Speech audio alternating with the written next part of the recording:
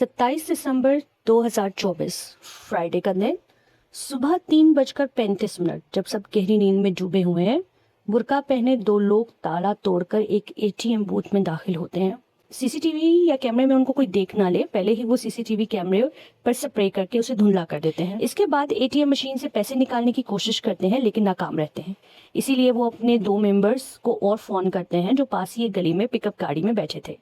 Phone मिलते ही वो pickup लेकर बोट के सामने आ जाते हैं। पिकअप के साथ लोहे की जंजीर बंधी होती है। वो जंजीर का दूसरा सिरा एटीएम मशीन के साथ बांधते हैं।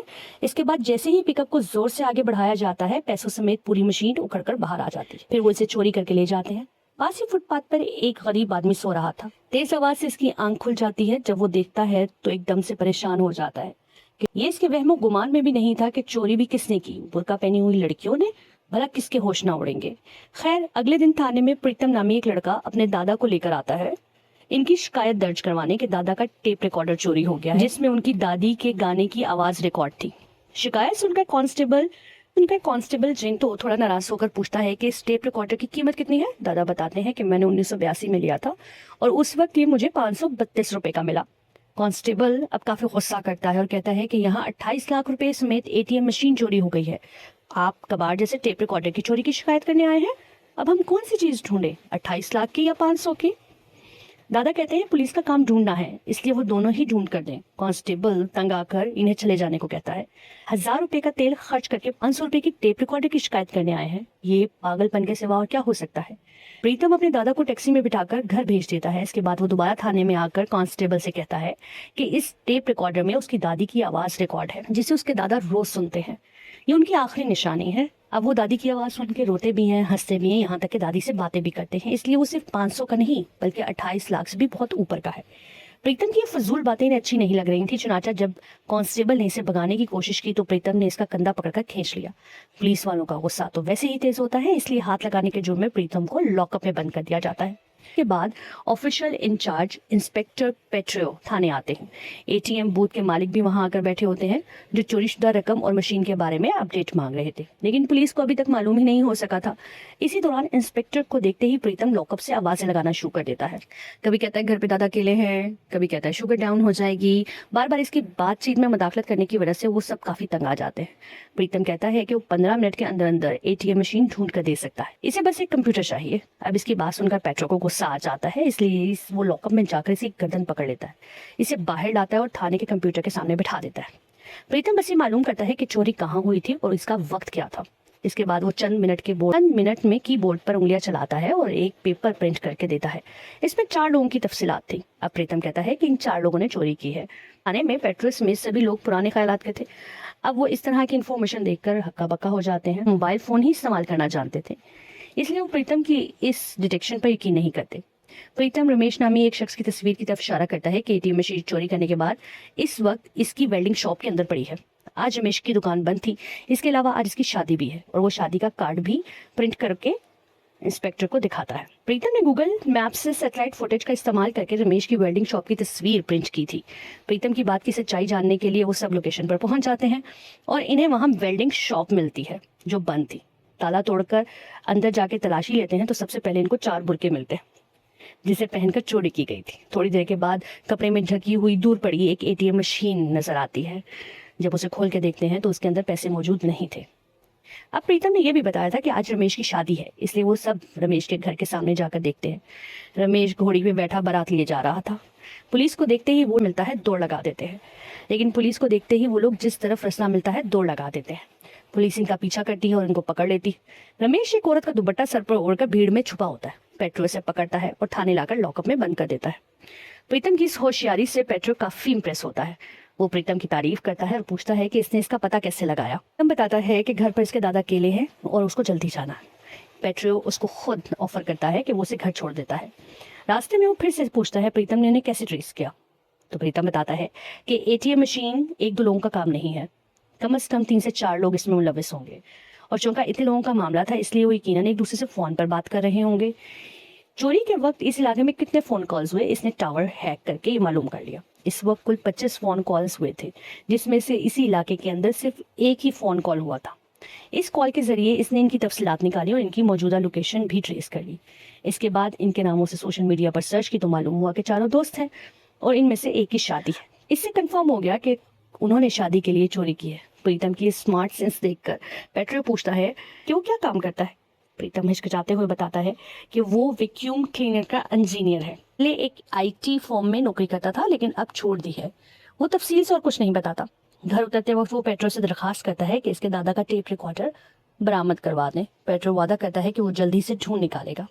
प्रीतम को उतारकर पेट्रो जैसे ही गाड़ी मोड़ता है इसे डीआईजी का फोन आता है जो बताते हैं कि क्राइम मिनिस्टर के घर चोरी हुई है। पेट्रो जल्दी वहां पहुंचता है। पेट्रो वहां जाकर मिनिस्टर के पीए से पूछता है तो पता चलता है कि मिनिस्टर की बीवी का मोबाइल चोरी हुआ है। इनका ख्याल है कि चोर बेडरूम की खिड़की से अंदर घुसा और चोरी की। घर से फोन के अलावा और कुछ भी गायब नहीं हुआ। इस पर पेट्रो कहता है कि अगर चोर का मकसद सिर्फ मोबाइल चोरी करना होता तो किसी टूरिस्ट का मोबाइल चोरी करके भाग सकता था। इसे क्या जरूरत थी कि वो मिनिस्टर के घर चोरी करने आए और वहां जहां अनगिनत गार्ड्स मौजूद हैं और सीसीटीवीज लगे हुए हैं। शायद फोन घर में ही कहीं खो गया है। इसी दौरान वहां खेलते खेलते मिनिस्टर का छोटा बेटा विनी आ जाता है। विनी के हाथ पर जलने का निशान देखकर पेट्रो को शक होता है कि बच्चा काफी चालाक लग रहा था। पेट्रो पूछता है, विनी क्या तुम्हें मोबाइल पसंद है? ये सुनकर विनी डर जाता है और अंदर भाग जाता है। तब पेट्रो इसे कहता है कि फोन इस बच्चे के पास है, अगर इसे चंद मिनट पूछ-पूछ का मौका दिया जाए तो वो मोबाइल निकलवा सकता है। जब पीए ये बात मिनिस्टर को बताता है तो काफी गुस्से में आ जाता है। मियाँ बीवी दोनों पेट्रो के सामने आकर कहते हैं, क्या उसे शर्म नहीं आती? इतने छोटे बच्चे पर इल्जाम लगा रहा है। पेट्रो झगड़े से बचने के लिए मजीद कुछ नहीं कहता। वो मोबाइल का मॉडल और रंग मालूम करके वहां से चला जाता है। इसके बाद वो एक दुकान में इसी रंग और मॉडल का फोन लेता है। फिर लॉकअप से रमेश को बाहर निकालकर कहता है कि इसे मोबाइल चोरी का जुर्म कबूल करना होगा। रमेश को 2 चोरियों के जुर्म में वैसे भी चंद साल की जेल तो होनी ही थी, इसलिए रमेश कहता है कि अगर जेल में इसको फैसिलिटीज मिलेंगी तो वो ये कबूल भी कर लेगा कि चोरी उसने की है। रमेश को चोर और नए मोबाइल को चोरीशुदा मोबाइल बनाकर ले जाता है। मैंने सोचा कि मिनिस्टर या इनकी बीवी कुछ नहीं समझ पाएंगे, लेकिन वहां जाकर देखा कि मिनिस्टर को पहले ही विनी के कमरे से मोबाइल मिल चुका था। पेट्रियो की ये चालबाजी देखकर मिनिस्टर बहुत नाराज होता है क्योंकि उसने ईमानदारी से ड्यूटी ही नहीं की थी। इस जुर्म की सजा के तौर पर पेट्रो का ट्रांसफर साइबर सेल में कर दिया जाता है।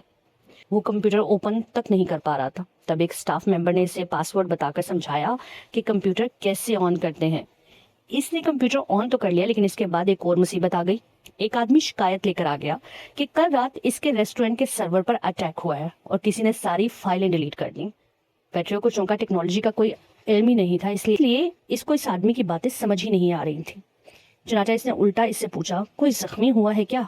सीसीटीवी कैमरे में कोई नजर आया? वो आदमी थोड़ा हैरान होकर बोला कि इसके सर्वर के क्लाउड स्टोरेज पर अटैक हुआ है। जिस्मानी तौर पर किसी के नजर आने का तो सवाल ही पैदा नहीं होता। हैकिंग करके इसकी सारी फाइलें डिलीट की गई हैं। पेट्रो मजीद उलझन में आ जाता है और गुस्सा दिखाते हुए कहता है, आप क्या मजाक कर रहे हैं? क्लाउड क्या होता है? क्लाउड तो बादल को कहते हैं। आपकी फाइलें बादलों में उड़ रही थी, इसका क्या मतलब हुआ? वो आदमी पेट्रो की इस जहालत को देखकर भड़क उठता है और पेट्रो को उल्टी सीधी बातें सुनाता है। इतने सारे स्टाफ के सामने जलील होकर पेट्रो को काफी बुरा लगता है। वो डीआईजी के पास जाकर दरखास्त करता है कि इसे दोबारा क्राइम ब्रांच में ही ट्रांसफर कर दिया जाए। इसने सारी जिंदगी पिस्तौल चलाई है, इसलिए माउस इसके हाथ में अच्छा नहीं लगता। डीआईजी बताते हैं कि होम मिनिस्टर बहुत गुस्से में है। जब तक उनका गुस्सा ठंडा नहीं होता कुछ नहीं किया जा सकता। डीआईजी से एक मौका देते हैं कि अगर पेट्रो 2-3 केस हल कर दे तो वो जाती तौर पर मिनिस्टर से सिफारिश करके पेट्रो को क्राइम ब्रांच में वापस लाने का बंदोबस्त करती है। ये सुनकर पेट्रो को उम्मीद की किरण नजर आती है। वो दिल ही दिल में सोचता है कि अगर वो खुद साइबर डिपार्टमेंट का कुछ नहीं समझता तो क्या हुआ, जरूरत पड़ने पर वो प्रीतम की मदद ले लेगा। वो सीधा प्रीतम के पास आता है और इसे मक्खन लगाते हुए कहता है कि इसके दादा का टेप रिकॉर्डर ढूंढने के लिए 3 कांस्टेबल दिन रात मेहनत कर रहे हैं। प्रीतम ये सुनकर खुश हो जाता है तो पेट्रो से कहता है कि प्रीतम ने इस दिन जिस तरह केस हल करके दिया था इसी तरह से मजीद 3-4 केस और हल करने होंगे। प्रीतम इन झगड़ों में नहीं पड़ना चाहता था, लेकिन पेट्रो इसे धमकी देता है कि फिर वो कभी इसके दादा का टेप रिकॉर्डर ढूंढ कर नहीं देगा। ये सुनकर प्रीतम मजबूरन राजी हो जाता है। पेट्रो बड़ी खुशी खुशी घर लौटता है। बराबर वाले कमरे में इसकी बीवी अपनी सालगिरह के लिए कमरा सजा रही थी, लेकिन इस कमरे में जाने से पहले ही पेट्रो को एक न्यूज एंकर का फोन आता है। वो बताती है किसी ने आज रात 11:59 पे अपनी बीवी और इसके आशिक को गोली मारकर कत्ल करने का मैसेज भेजा है। मैंने किसी कीमत पर एक साथ नए साल का जश्न नहीं मनाने दूंगा। इन्हें मारने के बाद मैं खुद भी खुदकुशी कर लूंगा। मैं मरने से पहले रिसेप्शन पर एक खत छोड़ जाऊंगा। आप कल न्यूज में से पढ़कर सुना दीजिएगा ताकि सबको मालूम हो जाए कि मैं बुरा आदमी नहीं हूँ। ये थी वो मेल जो उस एंकर एना को आई थी। न्यू ईयर में अब सिर्फ 5 घंटे बाकी थे और इनके अंदर ही इस आदमी को ढूंढना था, लेकिन पेट्रियो को समझ ही नहीं आ रहा था कि वो क्या करे, इसलिए वो मदद के लिए प्रीतम को फोन करता है। प्रीतम इस वाक्य को सुनकर पहले तो इनकार कर देता है, लेकिन जब पेट्रियो बताता है कि वो आदमी ना सिर्फ कातिल है बल्कि खुद भी खुदकुशी करने वाला है, तो खुदकुशी का नाम सुनकर प्रीतम को एक ट्रॉमा जाग जाता है और वो आने के लिए तैयार हो जाता है। इधर न्यूज़ एंकर को जिस आदमी ने मेल भेजी थी वो घर से बंदूक लेकर तैयार होता है और अपनी माँ और बेटे से अलविदा कहकर कत्ल के इरादे से निकल पड़ता है।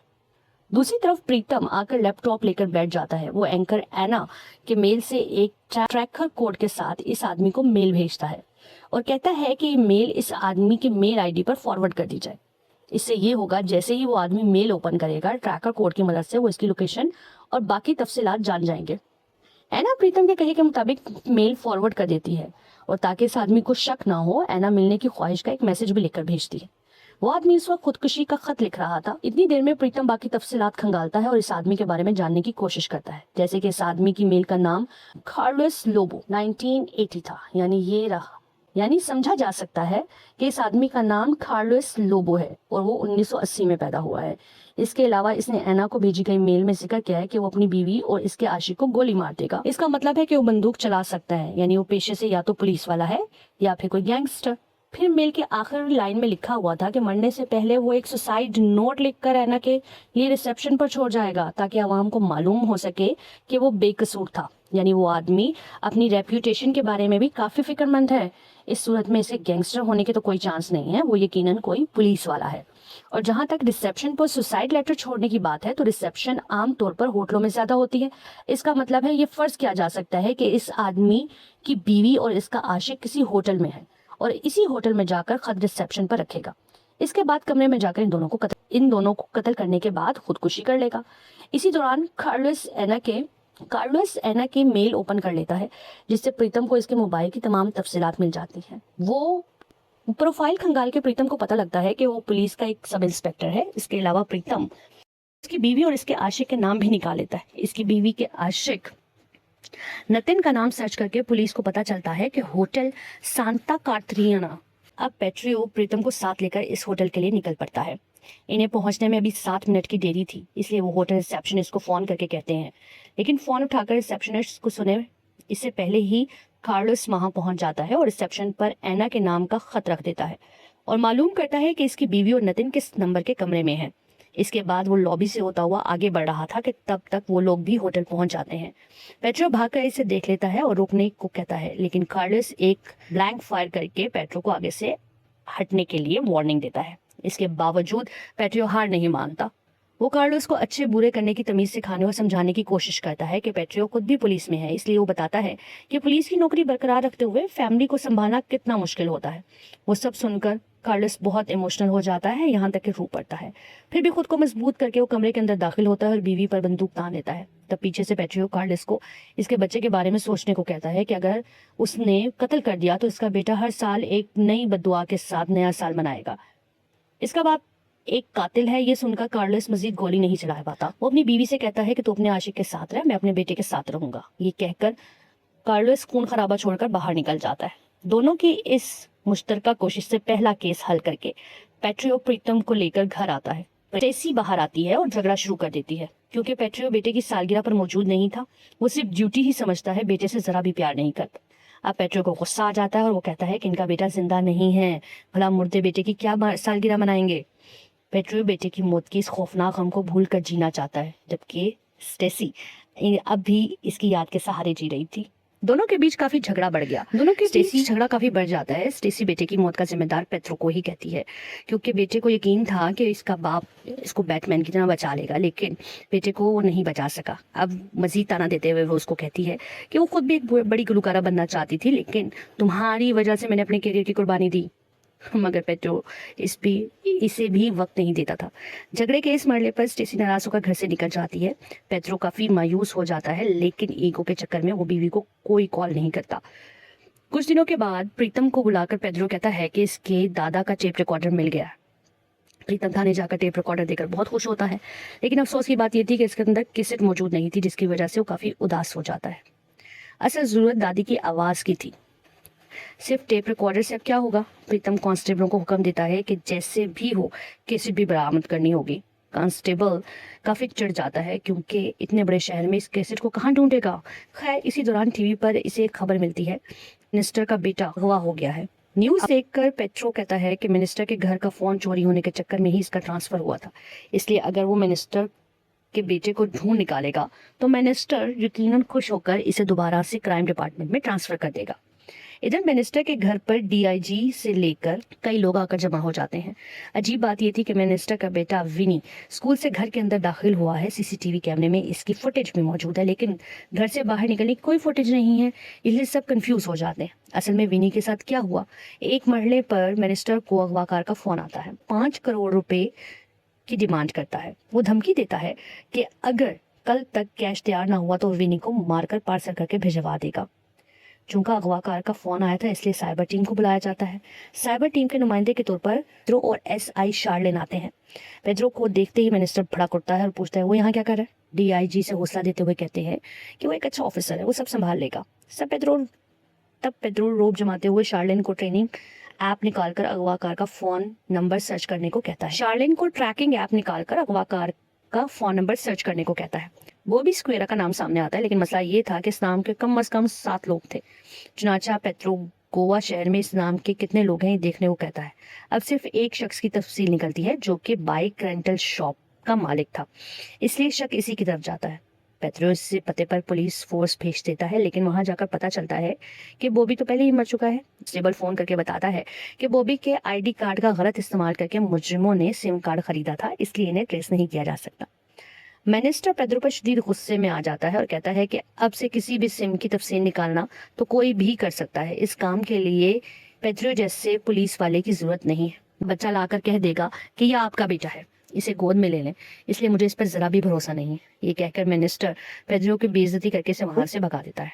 क्योंकि जाने से पहले पेड्रो कुछ देर अपना गुस्सा निकालता है। वो कहता है कि पुलिस अपना काम अच्छी तरह समझती है, बस इस जैसे मिनिस्टर पुलिस को ठीक से काम करने नहीं देते। पिछली बार अगर इसे विनी से 2 मिनट बात करने दी जाती तो मिनिस्टर की बीवी का फोन खुद ही बरामद कर लेता। मिनिस्टर ने इसे इस वक्त ये मौका नहीं दिया था, इसलिए वो दूसरे तरीके पर काम करने पर मजबूर हुआ था। पेट्रो चैलेंज करते हुए कहता है कि अगर इस बार इसे अपने तरीके से काम करने दिया जाए तो वो विनी को बचाकर ही काम दम लेगा। ये कहकर वो बाहर निकल जाता है और प्रीतम को फोन करता है। जैसे ही गाड़ी में वो बैठता है, पीए आकर बताता है कि मिनिस्टर साहब ने उससे माफी मांगी है और इसे अपने तरीके से काम करने की इजाजत भी दे दी है। पेट्रो जब प्रीतम को साथ लेकर आता है तो इसे देखकर पीए थोड़ा नाराज होता है और कहता है ये आदमी तो वैक्यूम क्लीनर का सेलमैन है, ये केस में क्या मदद करेगा। वो पीए की बात को अहमियत नहीं देते, क्योंकि इसी दौरान पीए के मोबाइल पर अगवाकार का फोन आ जाता है, इसलिए सबकी तवज्जो उस तरफ चली जाती है। ध्रुव फोन रिसीव करता है और प्रीतम कॉल ट्रैक करने पर बैठ जाता है। फोन ट्रैक होने के बाद प्रीतम डिस्प्ले पर एक जगह का मैप में कुछ डॉट्स दिखाकर कहता है कि यही अगवाकार की मौजूदा लोकेशन है। प्रीतम को शक था कि अगवाकार 2 फोन इस्तेमाल कर रहा है, एक बर्नर फोन जिससे वो तावान के लिए फोन करता है और मुख्तसर वक्त के लिए इस्तेमाल करके फोन फेंक दिया जाता है, और दूसरा इसका पर्सनल। बर्नर फोन की लोकेशन तो वो वैसे भी किसी भी वक्त ट्रैक कर सकता है, लेकिन प्रीतम इतनी देर से ही कोशिश कर रहा था कि अगवाकार का पर्सनल फोन ट्रैक किया जा सके। अगवाकार ने चालाकी दिखाई थी और घर से काफी दूर जाकर फोन किया था। ताहम प्रीतम ने आखिरी 2 फोन कॉल से ये मालूम कर लिया था कि अगवाकार के मोबाइल की लोकेशन करीबी टावर से कब और कितनी दूर है। इस रेंज के साथ इसने टावर के अंदर मौजूद बाकी तमाम सिम कार्ड्स की रेंज भी चेक की। इससे मालूम हुआ कि सिर्फ एक ही सिम कार्ड ऐसा था जो बर्नर फोन की रेंज के साथ साथ चल रहा था। इसी से प्रीतम समझ गया कि यही अगवाकार की पर्सनल मोबाइल की सिम कार्ड है। अब इस सिम कार्ड के नंबर से प्रीतम और भी बहुत सी तफसीलात निकाल सकता था। जब तक वो बाकी तफसीलात निकाल रहा था, पेड्रो ने कांस्टेबल की क़यादत में एक पुलिस फोर्स अगवाकार की लोकेशन पर रवाना कर दी। इसकी लोकेशन अब नदी के पास रुकी हुई थी। पुलिस चारों तरफ से इस घर को घेर लेती है। स्टेबल इंस्पेक्टर को कंफर्मेशन देता है कि अगवाकार घर के अंदर ही है, घर के अंदर मौजूद ही है। कांस्टेबल ने आसपास से पता किया था कि 4:30 बजे वो दूध लेने के लिए बाहर जाने वाला है। इंस्पेक्टर हुक्म देता है कि जैसे ही वो दूध लेने निकले ये लोग अंदर घुस जाएं और विनी को रेस्क्यू कर ले। इंस्पेक्टर काफी खुश था, क्योंकि ये एक ओपन एंड शर्ट केस की तरह बिल्कुल आसान लग रहा था। ताहम प्रीतम ने इसे ज्यादा खुश होने से मना किया, क्योंकि इसने फोन की तफसीलात खंगाल कर ये मालूम कर लिया था कि इस खेल में एक और खिलाड़ी भी शामिल है, और वो कोई और नहीं बल्कि खुद मिनिस्टर की बीवी श्रद्धा है। प्रीतम पेट्रो को अकेले में ये बात बताता है। पेट्रो काफी भड़क जाता है और प्रीतम को एक तरफ ले जाकर कहता है, देख भाई, मुझे अब और मार मत खिलवा। अगर ये बात की तो मिनिस्टर मुझे जीते जी नहीं छोड़ेगा। प्रीतम अपने साइबर सेंसेस की बुनियाद पर पेड्रो को यकीन दिलाता है कि चाहे कुछ भी हो, श्रद्धा भी इसमें मुलव्विस है। इसने खुद को कंफर्म करने के लिए श्रद्धा के सोशल मीडिया अकाउंट्स भी चेक किए। श्रद्धा पहले दिन में कम से कम 50 स्टेटस और तस्वीरें अपलोड करती थी, जिनमें ज्यादातर तस्वीरें उसके बेटे की होती थी। मगर पिछले 9 दिनों से इसने स्टेटस डालना बंद कर दिया था। बेटा तो 2 दिन पहले ही अगवा हुआ है, तो इसने 9 दिन पहले ही इसका शो क्यों मनाना शुरू कर दिया? बात को मजीद कंफर्म करने के लिए प्रीतम ने श्रद्धा के एलेक्सा वर्चुअल असिस्टेंट का पासवर्ड हैक कर लिया। क्योंकि ये अमीर लोग हैं, इन्हें बटन दबाने में तकलीफ होती है, इसलिए एलेक्सा को आवाज के जरिए कमांड देकर सारे काम करते हैं। हालांकि प्रीतम पासवर्ड क्रैक नहीं कर पा रहा था और पासवर्ड भी काफी पेचीदा था, कोई भी काम नहीं कर रहा था। तब पेट्रो ने इसे 1 2 3 4 पासवर्ड ट्राई करने को कहा। प्रीतम जैसे ही पासवर्ड डालता है, एलेक्सा की ऐप खुल गई। प्रीतम अब श्रद्धा के सारे पुराने कमांड सुनने लगता है। इनमें से एक कमांड में इसने लेडीज हैट और फेस मास्क ऑर्डर किया था। ये देखकर इनका शक बढ़ गया कि एक और कमांड से इन्हें पता चला कि श्रद्धा ने एलेक्सा पर सर्च किया था कि फैशन डिजाइन इंस्टीट्यूट से अखमानंद शेख रिजॉर्ट जाने के लिए कौन सी बस पकड़नी होगी। अब इनके लिए शक की कोई गुंजाइश नहीं रही थी, क्योंकि एक वजीर की बीवी बस में क्यों सफर करेगी। इस बारे में जानने के लिए वो श्रद्धा की गाड़ी के ड्राइवर के पास जाते हैं और पूछ शुरू कर देते हैं। ड्राइवर कुछ बताना ही नहीं चाह रहा था, लेकिन पेट्रो ने जैसे ही इसे 2-4 थप्पड़ लगाए, इसने एतराफ कर लिया कि इसने मैडम को शॉपिंग मॉल उतारा था। लेकिन ये वो जवाब नहीं था जिसकी वो उम्मीद कर रहे थे। इसलिए इंस्पेक्टर ड्राइवर के मोबाइल से इसकी मूवमेंट लोकेशन ट्रेस करता है, तो मालूम होता है कि ड्राइवर सच कह रहा है। इसे वो अंदाजा लगाते हैं कि किसी को बताए बगैर श्रद्धा उस दिन शॉपिंग मॉल में उतरी थी, फिर मॉल के पीछे रास्ते से बाहर निकल गई। वहां से उसने बस पकड़ी और रिजॉर्ट पहुंची। वो अपने शक को साबित करने के लिए अब रिजॉर्ट चले जाते हैं। रिजॉर्ट की सीसीटीवी फुटेज चेक करने पर इन्हें श्रद्धा नजर आती है। इसके साथ ही एक और मर्द भी था। दोनों एक कमरे में दाखिल होते हैं और ये ही लड़का असल में विनी का अगवाकार है, जो बार बार मिनिस्टर को फोन कर रहा था। तो अब वो श्रद्धा की कहानी भी जान गए। रिजॉर्ट से अगवाकार की लोकेशन काफी करीब थी, इसलिए वो दोनों ट्रॉलर के जरिए वहां पहुंच जाते हैं और अगवाकार दूध लेने बाहर निकल रहा था। पेट्रो ने कांस्टेबल को अगवाकार का पीछा करने को कहा और खुद खिड़की के रास्ते घर के अंदर दाखिल हो गया। लेकिन घर में कहीं भी विनी नहीं था, यानी इसे यहाँ नहीं रखा गया। विनी तो नहीं मिला, लेकिन इसे कुछ ऐसी तस्वीर मिल गई जिनमें मिनिस्टर की बीवी श्रद्धा इस शख्स के साथ काबिले एतराज हालत में नजर आ रही थी। पेट्रो जल्दी से इन तस्वीर की फोटो अपने मोबाइल में खींच लेता है। इतने में वो आदमी वापस आ रहा था, इसलिए पेट्रो खिड़की से बाहर छलांग लगाकर भाग जाता है। इसके बाद श्रद्धा के पास आता है, उसे पूछता है कि इसने अपने ही बेटे को क्यों अगवा करवाया। श्रद्धा ने पहले तो अनजान बनने का नाटक किया, लेकिन जब पेट्रो ने इसे वो तस्वीरें दिखाई तो श्रद्धा ने एतराफ कर लिया कि इस लड़के के साथ इसका कॉलेज के दिनों का रिलेशनशिप है। इसके बाद वो लड़का जेल चला गया था और श्रद्धा ने मिनिस्टर से शादी कर ली। जेल से बाहर आने के बाद वो लड़का इसे रिजॉर्ट आने के लिए मजबूर करने लगा। मजबूर होकर जब वो रिजॉर्ट गई तो इस लड़के ने इससे 5 करोड़ रुपए मांगे। श्रद्धा ने बताया कि इसके पास इतनी रकम देने की ताकत नहीं है, क्योंकि वजीर होने के बावजूद इसका शौहर कोई नाजायज कमाई नहीं करता। जब श्रद्धा ने पैसे देने से इनकार किया तो उसने कहा कि वो विनी के अगवा का नाटक करे, जिससे 5 करोड़ रुपए हथियाकर वो विनी को छोड़ देगा। श्रद्धा इस पागलपन के लिए तैयार नहीं थी। इसने ये तस्वीर दिखाकर श्रद्धा को ब्लैकमेल करना शुरू कर दिया। श्रद्धा को डर था कि अगर ये तस्वीरें लीक हो गई तो अपोजिशन पार्टी इशू बना देगी, मिनिस्टर का कैरियर खत्म हो जाएगा, इसलिए वो सब कुछ जानते हुए मजबूरन खामोश थी। इसके अलावा इस लड़के ने इसे एक और बात भी बताई थी कि कोई जीनियस हैकर इसकी मदद कर रहा है, जो साइबर सेक्टर को संभालेगा ताकि वो पकड़ा ना जाए। पेट्रो जानना चाहता था कि क्या श्रद्धा इस जीनियस हैकर के बारे में जानती है। हालांकि इस हैकर का नाम मार्टिन है। मार्टिन इस वक्त एक होटल में बैठा हुआ था और तनेजा नाम के एक बिजनेसमैन का इंतजार कर रहा था। मार्टिन लैपटॉप में तनेजा का यूजर नेम हिट करके मेल के फॉरगेट पासवर्ड पर कर्सर रखकर बैठा हुआ था। तनेजा जैसे ही आकर गाड़ी से उतरता है, वो फॉरगेट पासवर्ड पर प्रेस कर देता है और फोन पर बात करते हुए इस तरह भागता है जैसे बहुत अर्जेंट कॉल हो। तनेजा के सामने जाकर वो ड्रामा करता है कि इसकी फोन की बैटरी खत्म हो गई है। वो तनेजा से रिक्वेस्ट करते हुए कहता है, मेरे वालिद को हार्ट अटैक हुआ है, जल्दी डॉक्टर को बुलाना है, मेरे मोबाइल की बैटरी डेड है, क्या आपका फोन मेहरबानी करके मिल सकता है। इसे मुसीबत में देख कर तनेजा जैसे ही मार्टिन को मोबाइल देता है, मार्टिन मोबाइल से OTP कोड कर देख लेता है। तनेजा के जाने के बाद वो OTP लगाकर पासवर्ड चेंज कर लेता है। हालांकि मार्टिन को मेल ID हैक करने का ये काम किसी और ने दिया था। मार्टिन इसे अपनी मेहनत के पैसे भेज देने को कहता है, जिसके बाद वो तनेजा का पासवर्ड इसे दे देगा। तो मार्टिन ऐसा ही जीनियस हैकर है। खैर, मार्टिन इसके बाद एक कैफे में जाकर बैठता है और श्रद्धा के एक्स बॉयफ्रेंड को फोन करता है। और उसको बताता है कि पुलिस ने उसे ट्रेस कर लिया है।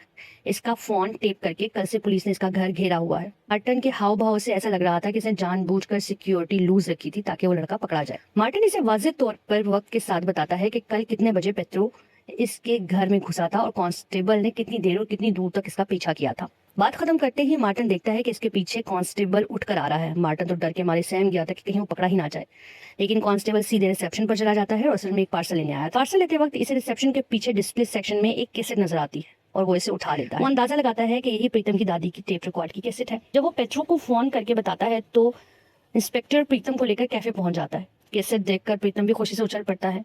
कांस्टेबल सबको ऊंची आवाज में बताता है कि ये प्रीतम की दादी की आवाज में रिकॉर्ड किया हुआ गाना है। ये कहकर वो कैसेट प्ले करता है, लेकिन पता नहीं कौन सा गाना मॉडर्न गाना बजना शुरू हो जाता है, यानी इसमें प्रीतम की दादी का रिकॉर्ड किया हुआ गाना नहीं है। प्रीतम अब शदीद मायूस हो जाता है। मार्टिन अलबत्ता तब तक वहां से निकल जाता है, इसलिए इनका आमना सामना नहीं हो पाता। वापस आकर वो दोबारा विनी की मिसिंग केस पर तवज्जो देने लगते हैं। प्रीतम घर के वाईफाई का यूजेज हिस्ट्री चेक करके देखता है तो पता चलता है कि सबसे ज़्यादा वाईफाई विनी के कमरे में इस्तेमाल किया गया है। इसके अलावा इन्हें घर के एक नौकर से पता चलता है कि विनी मोबाइल पर कोई छिपकली वाला गेम खेलता था।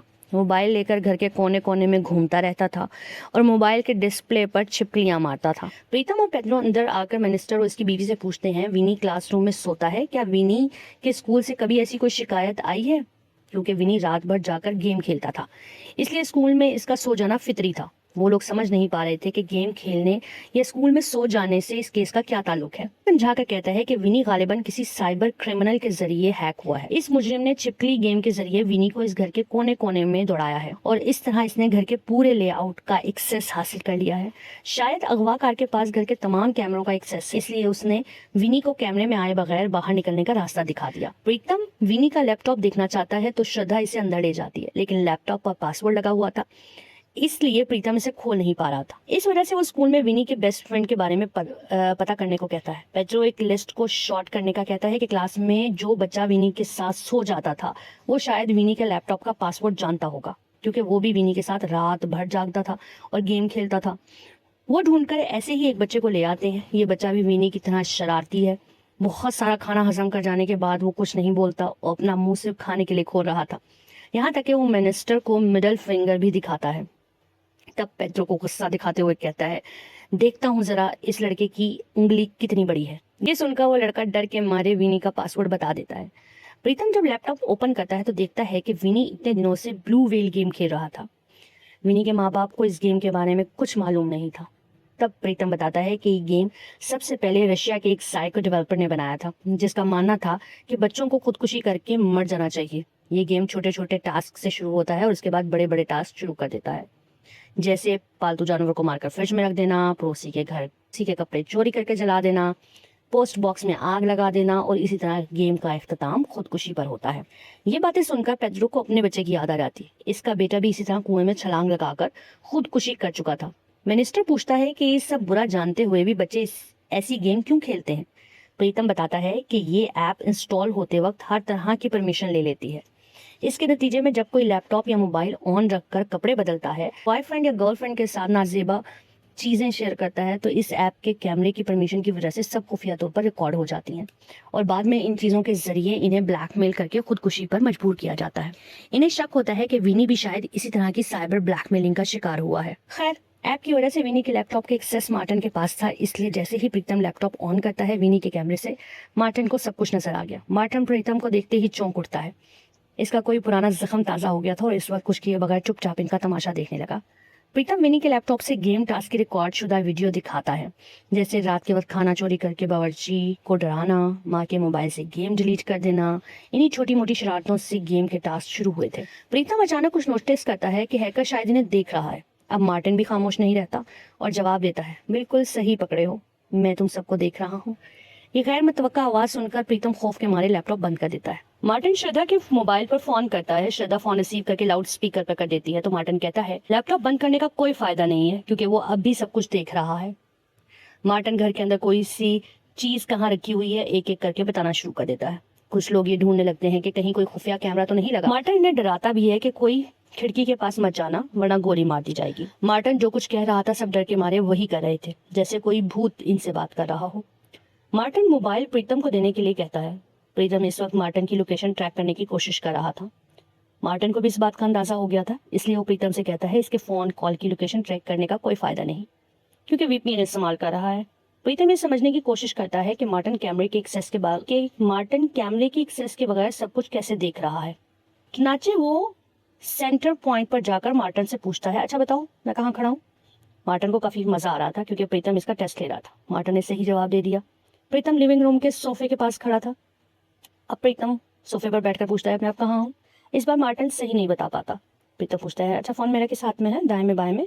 मार्टन इस बार भी कुछ नहीं बता पाता। अब प्रीतम मोबाइल पेट्रो के हाथ में फेंक कर पोजीशन पूछता है तो मार्टन बता देता है कि प्रीतम मिनिस्टर के ऑनरे सर्टिफिकेट के सामने खड़ा है, लेकिन हकीकत में वहां प्रीतम नहीं बल्कि पेट्रो खड़ा था। और इसी से प्रीतम समझ गया कि मार्टन इनमें से किसी को नहीं देख रहा। यहाँ जो कुछ हो रहा था वो ये था कि मार्टन ने छिपकली गेम के जरिए घर की तमाम दीवारों की तस्वीरें इकट्ठी कर ली थी और इसने हर तस्वीर के साथ वाईफाई सिग्नल मैप कर दिए थे। इस तरह वो वाईफाई की ताकत से सबकी पोजीशन डिटेक्ट कर रहा था। मार्टन के इस भूत बने का राज फाश करने के बाद प्रीतम इसका मजाक उड़ाते हुए कहता है, दुनिया में तुम सिर्फ अकेले ही जीनियस नहीं हो। मार्टन ताली बजाकर प्रीतम को कहता है, अप्रिशिएट करता है और इसके फौरन बाद वो प्रीतम को इसके असल नाम कबीर सान्याल से पुकारता है। मार्टन के मुंह से नाम सुनते ही प्रीतम का चेहरा सख्त हो जाता है। यूं कहिए कि उसे शदीद झटका लगता है। वो एक लम्हा भी वहां रुके बगैर अपने घर भागता है और अपना बोरिया बिस्तरा गोल करने लगता है। वो दादा से कहता है कि वो इस शहर छोड़कर चले जाएंगे। इसी दौरान इसकी बालकनी में कंकड़ फेंकने की आवाज आती है। वो बाहर आकर देखता है तो कोई एक पेन ड्राइव फेंक कर गया था। जैसे ही वो पेन ड्राइव लैपटॉप में लगाता है तो एक वॉइस ओवर सुन पाता है। मार्टन कहता है कि कबीर साहनिया यानी प्रीतम को 3 साल से ढूंढ रहा है। कबीर ने अपना नाम, पता और शहर सब कुछ बदल दिया था, इसीलिए वो इसे ढूंढ नहीं पा रहा था। लेकिन आज खुशकिस्मती से इसे प्रीतम मिल गया है। मार्टन डिस्प्ले पर एक लाइट हाउस की फुटेज दिखाकर कुछ याद दिलाता है और इसके बाद इसे एक हॉस्पिटल जाने को कहता है। प्रीतम फौरन हॉस्पिटल के लिए निकल पड़ता है। हॉस्पिटल पहुंचते ही इसके पास एक रूम नंबर का मैसेज आता है। प्रीतम इस कमरे में चला जाता है। मार्टन इस वक्त हॉस्पिटल में ही बैठा हुआ था ताकि प्रीतम को डायरेक्ट देख सके, लेकिन प्रीतम उसे ना पहचानने की वजह से समझ नहीं पाता। प्रीतम जैसे ही कमरे में दाखिल होता है वहां पे एक पेशेंट को देखता है। यूं कहिए कि एक जिंदा लाश पड़ी हुई थी। प्रीतम इस मंजर को देखकर रो पड़ता है और उसके पांव पकड़कर माफी मांगता है। ये मंजर देखकर मार्टन को किसी हद तक ज़हनी सुकून मिलता है।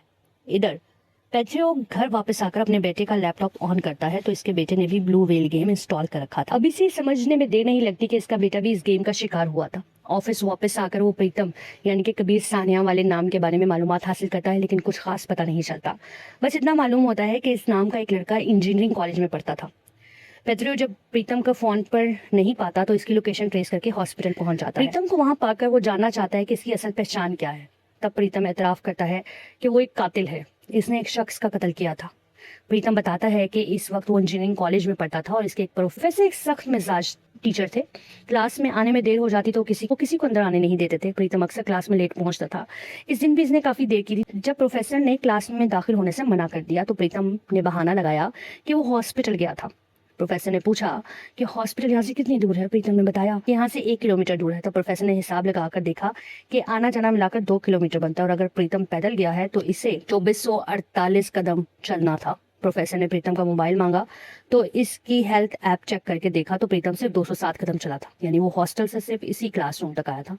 झूठ पकड़े जाने पर प्रोफेसर ने इसे जलील करके क्लास से बाहर निकाल दिया। प्रीतम ने गुस्से में आकर प्रोफेसर को मिडिल फिंगर दिखाई और बाहर निकल गया। इसके बाद से प्रीतम का एक ही मकसद बन गया था कि चाहे कुछ भी हो प्रोफेसर को जिल्लत का शिकार करना है। काफी कोशिशों के बाद इसने प्रोफेसर का इनबॉक्स हैक कर लिया और वहां इसकी कुछ प्राइवेट काबिले एतराज तस्वीर मिल गई। प्रीतम ने एक फेक मेल अकाउंट खोला और वो तस्वीरें उसकी बीवी समेत कॉलेज के तमाम लोगों को भेज दी। अगले दिन प्रोफेसर जब कॉलेज पहुंचा तो चौकीदार से लेकर हर कोई इसे देखकर हंसने लगा। प्रोफेसर को कुछ समझ नहीं आई। वो हैरत के साथ जैसे ही क्लासरूम में दाखिल हुए तो सकते में रह गए। इसकी प्राइवेट तस्वीर व्हाइट बोर्ड पर डिस्प्ले की गई थी और पूरी तरह क्लास में इसका मजाक उड़ाया जा रहा था। प्रोफेसर शर्म से सर झुकाकर घर वापस आ गए।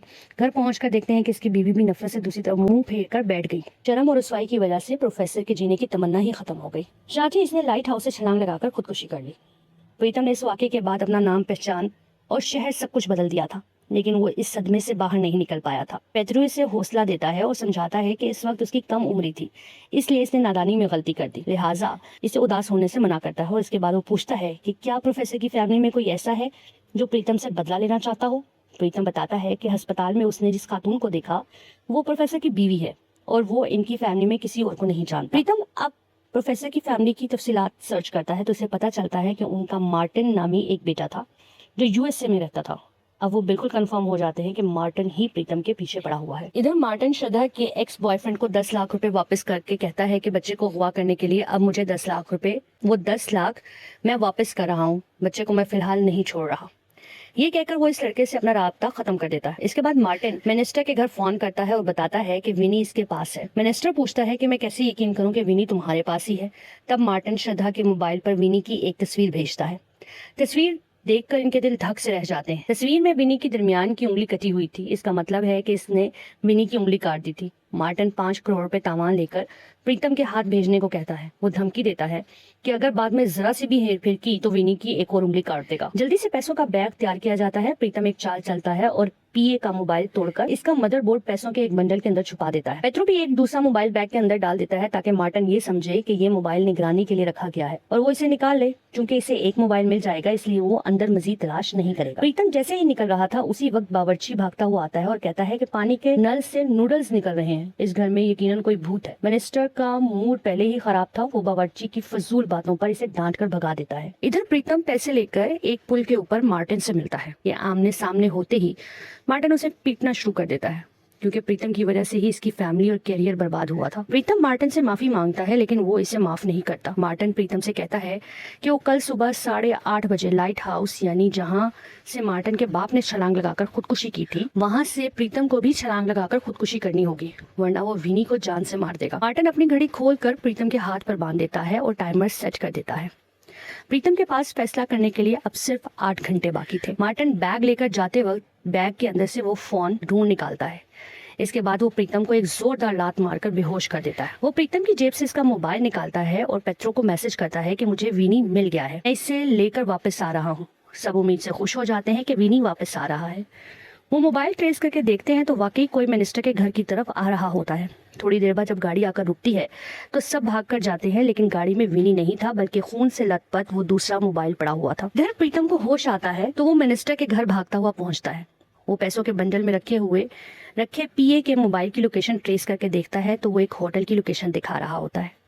मार्टिन असल में वहीं पर था। पुलिस जल्दी से फोर्स लेकर वहां पहुंच जाती है लेकिन इस होटल में कम से कम 200 कमरे थे। इनमें से मार्टिन किस कमरे में था ये ढूंढना बहुत मुश्किल था। प्रीतम एक तरीका बताता है। वो हर फ्लोर पर एक कांस्टेबल भेजने को कहता है और इन्हें हदायत देता है कि वो हर कमरे के सामने जाकर ऊंची आवाज में चिल्लाएं। प्रीतम ने पीए के मोबाइल का ऑटो आंसर ऑन कर रखा था। चुनाचा कमरे के बाहर से जब कोई चिल्लाएगा तो वो आवाज प्रीतम का फोन पर सुनाई देगी और पता चल जाएगा कि मार्टिन किस कमरे में है। प्रीतम की बात सुनकर कांस्टेबल ऐसा ही करना शुरू कर देते हैं।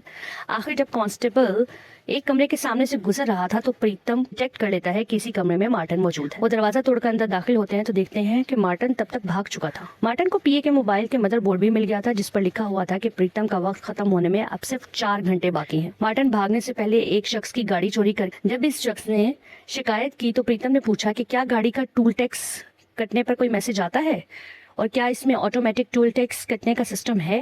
ये सिस्टम मौजूद होने का सुनकर प्रीतम सबको रिलैक्स रहने का कहता है क्योंकि मार्टिन जैसे ही हाईवे का टूल प्लाजा पार करेगा इन्हें खुद ब खुद सिग्नल मिल जाएगा। थोड़ी देर बाद ऐसा ही होता है। लोकेशन मालूम होते ही वो मार्टिन को पकड़ने निकल पड़ते हैं लेकिन मार्टिन बात समझ जाता है और गाड़ी छोड़कर बस के जरिए फरार हो जाता है। पेट्रो और प्रीतम आकर देखते हैं तो सिर्फ गाड़ी खड़ी मिलती है जिसके ऊपर लिखा हुआ था सिर्फ 2 घंटे का वक्त बाकी है। इतने जब इसकी मौजूदा लोकेशन ट्रेस करता है तो देखता है कि मार्टिन के आसपास और भी बहुत से मोबाइल मौजूद हैं। इससे प्रीतम समझ जाता है कि मार्टिन इस वक्त किसी बस या पब्लिक ट्रांसपोर्ट में है और बस का पीछा करके इसे रोक तो लेते हैं लेकिन इस बार भी मार्टिन ने धोखा देकर भाग निकलता है। बस से उतरने से पहले मार्टिन अपना मोबाइल एक बूढ़ी औरत के बैग में डाल गया था। प्रीतम जैसे ही वो मोबाइल हाथ में लेता है तो इस पे एक मैसेज आता है कि सिर्फ 1 घंटा। इसके अलावा मोबाइल में विनी की एक और तस्वीर भेजी जाती है जिसमें विनी की 2 उंगलियां कटी हुई थी। इस वाक़े के बाद पेट्रो को शक होता है कि मार्टिन की दी हुई घड़ी में स्पीकर लगा है जिसके जरिए मार्टिन इनकी सारी बातें सुन रहा है। पेट्रो प्रीतम से घड़ी उतरवा कर इसे एक तरफ ले जाता है और ये बात बताता है। अब वो दोनों एक प्लान बनाते हैं कि प्रीतम ये नाटक करेगा कि वो लाइट हाउस जाके खुदकुशी करने लगा है ताकि अपनी आंखों से मंजर देने के लिए मार्टिन भी वहां आ जाए और इसी मौके का फ़ायदा उठाकर पेट्रो इसे गिरफ्तार कर ले। चुनाचा प्रीतम लाइट हाउस चला जाता है और पेट्रो बाहर से नज़र रखता है। इसी दौरान पेट्रो को एक बहुत अहम चीज़ याद आती है। जब वो पहली बार विनी से मिला था तो इसके हाथ पर जलने का निशान था, लेकिन बूढ़ी औरत के पास मौजूद मार्टिन के मोबाइल में विनी की जो तस्वीर थी, इसमें इसके हाथ पर जलने का निशान नहीं था। पेट्रो यकीन करने के लिए प्रीतम को वो तस्वीर चेक करने को कहता है। प्रीतम जब तस्वीर को गौर से चेक करता है तो समझ जाता है कि ये AI जनरेटेड है। ने AI से ये झूठी तस्वीर बनाई थी, इसका मतलब विनी इसके पास भी नहीं है। प्रीतम अंदाजा लगाता है कि मार्टिन ने ब्लू व्हेल गेम के जरिए विनी को कोई ऐसा टास्क दिया है जिसकी वजह से वो अपने ही घर में किसी एक ऐसी जगह छुपा हुआ है जहां इसे कोई ढूंढ नहीं पा रहा। चूंकि विनी को CCTV की फुटेज में घर से बाहर जाते हुए नहीं देखा गया था, तो इसका मतलब है कि वो घर में ही मौजूद है। वो विनी के गेम टास्क का तज्जिया करते हैं। विनी ने घर में ऐसी तमाम चीजें गायब की थी, जैसे ऑक्सीजन, खाना, पोर्टेबल टॉयलेट जो जिंदा रहने के काम आती थी। इसके अलावा बावर्ची ने कहा था कि पानी के नल से नूडल्स निकल रही हैं, इसलिए वो तकरीबन कंफर्म हो जाते हैं कि विनी घर की पानी की टैंकी में छुपा हुआ है। फोन पे बात करते हुए प्रीतम लाइट हाउस के ऊपर पहुंचकर देखता है कि वहां पहले ही से मार्टिन बैठा हुआ है। वो प्रीतम की छलांग लगाने को कहता है तो प्रीतम कूदने से इनकार कर देता है। इसके अलावा ये भी बताता है कि विनी पानी की टैंकी में मौजूद है। अब मार्टिन बुरी तरह हक्का बक्का रह जाता है और प्रीतम को जबरदस्ती नीचे फेंकने की कोशिश करता है, जिससे दोनों के बीच मारपीट शुरू हो जाती है। इधर पेट्रो कांस्टेबल को फोन करके पानी की टैंकी चेक करने को कहता है। वो टैंकी चेक करता है तो वाकई इसके अंदर विनी मिल जाता है। विनी अंदर बैठा हुआ उल्टा मजे कर रहा था। इधर प्रीतम और मार्टिन को लड़ते हुए देखकर पेट्रो लाइट हाउस की तरफ भागता है और मार्टिन पर बंदूक तान लेता है, लेकिन प्रीतम मार्टिन को बचाने के लिए झूठ बोलता है कि ये लड़का मार्टिन नहीं है, ये कोई और है। पेट्रो समझ जाता है कि प्रीतम झूठ बोल रहा है और यही लड़का मार्टिन है, लेकिन चूंकि प्रीतम इसे बचाना चाहता है तो इसके पीछे यकीनन कोई वजह होगी, इसलिए पेट्रो इसे वहां से भाग जाने का मौका देता है। मार्टिन भी प्रीतम के इस रवैये पर काफी हैरान होता है। वापसी के रास्ते में पेट्रो प्रीतम से पूछता है कि इसे मार्टिन को क्यों जाने दिया। प्रीतम बताता है कि 3 साल पहले मार्टिन एक बहुत अच्छा लड़का था। आज इसके मुजरिम बनने के पीछे सिर्फ और सिर्फ प्रीतम ही जिम्मेदार है, इसलिए इसे मार्टिन को सुधरने का मौका दिया। चुनाचा वापसी पर वो एक जगह रुकते हैं। यादगार के तौर पर प्रीतम पेट्रो से एक गाना गाने को कहता है। पेट्रो जब गाना गाता है तो प्रीतम इसे रिकॉर्ड कर लेता है और पेट्रो को बताए बगैर वो रिकॉर्डिंग पेट्रो की बीवी को भेज देता है, ताकि इन दोनों के बीच नाराजगी और गलतफहमियां खत्म हो जाए। इसके बाद वो बड़ी खुशी के साथ मिनिस्टर के घर लौटते हैं। उन्होंने सोचा था कि बेटे को ढूंढने की खुशी में मिनिस्टर पेट्रो का ट्रांसफर दोबारा क्राइम डिपार्टमेंट में कर देगा, लेकिन वहां पहुंचकर देखते हैं कि कांस्टेबल अकेले ही सारा क्रेडिट ले उड़ा है और सब इसके नाम के नारे लगा रहे हैं। सब यही समझ रहे थे कि कांस्टेबल ने विनी को ढूंढ निकाला है। प्रीतम और पेट्रो मायूस होकर वहां से निकल आते हैं। इसी दौरान इनके पास श्रद्धा का फोन आता है। इसके एक्स बॉयफ्रेंड ने फोन करके धमकी दी थी कि वो इनकी प्राइवेट तस्वीरें टीवी पर पब्लिश कर देगा। इस मुसीबत से निकलने के लिए प्रीतम एक शानदार प्लान बनाता है। वो पेट्रो की न्यूज एंकर दोस्त एना के जरिए एक खबर चलवाता है। इस न्यूज में दिखाता है कि श्रद्धा मशहूर क्रिकेटर के साथ मालदीव में वक्त गुजार रही है। हालांकि इस तस्वीर को असल तस्वीर से एडिट करके क्रिकेटर का चेहरा दिखाया गया था और न्यूज में क्रिकेटर इंटरव्यू लेकर साबित कर देता है कि ये फेक न्यूज है। इसके बाद एक और तस्वीर दिखाई जाती है जिसमें श्रद्धा संजय दत्त के साथ नजर आती है और इस बार भी साबित कर दिया जाता है कि ये फेक तस्वीर है। इसके बाद असल तस्वीर भी दिखाई जाती है, लेकिन क्योंकि पहली वाली दोनों तस्वीरें एडिट शुदा थी, इसलिए लोग इस असली तस्वीर को भी एडिटिंग का कमाल ही समझते हैं और इस तरह उस लड़के का सारा प्लान चौपट हो जाता है। इसके बाद पेट्रो इसे गिरफ्तार करके पुलिस के हवाले कर देता है। जैसे ही अपने घर के करीब पहुंचता है तो इसकी बीवी स्टेसी इसको फोन करती है। प्रीतम इसे कहता है कि वो फोन उठाए। जब दोनों आपस में बात करते हैं तो इनकी नाराजगी और गिले शिकवे दूर हो जाते हैं। प्रीतम ने पेट्रो से जो गाना गवाया था वो गाना असल में प्रीतम की दादी गाया करती थी। चाचा स्टेसी भी वो फोन पर वही गाना रिकॉर्ड करके पेट्रो को भेजती है। स्टेसी की आवाज़ बिल्कुल प्रीतम की दादी की आवाज़ जैसी लग रही थी, इसलिए जो प्रीतम रिकॉर्डेड गाना अपने दादा को सुनाता है तो बिलाखिर दादा के चेहरे पर मुस्कुराहट आ जाती है। दूसरी तरफ मार्टिन अपने वालिद की कब्र पर फूल चढ़ाने जाता है। अब इसका दिल काफ़ी हल्का हो चुका था। वो श्रद्धा को फ़ोन करके माफ़ी मांगता है और बताता है कि वो इनके पैसे वापस कर रहा है। कुछ ही देर में गाड़ी के जरिए वो रकम पहुँच जाएगी। वो श्रद्धा से कहता है कि ये बात प्रीतम को भी बता दे। आखिरकार सबकी जिंदगी मामूल पर आ जाती है। पेट्रो और प्रीतम अब मिलकर ये प्लान बनाने में मसरूफ है कि पेट्रो का ट्रांसफर साइबर सेल से दोबारा क्राइम डिपार्टमेंट पे कैसे करवाया जाए, और इसी के साथ ये कहानी खत्म हो जाती है। अगर आपको ये कहानी अच्छी लगी हो तो हमारे चैनल को जरूर सब्सक्राइब करें।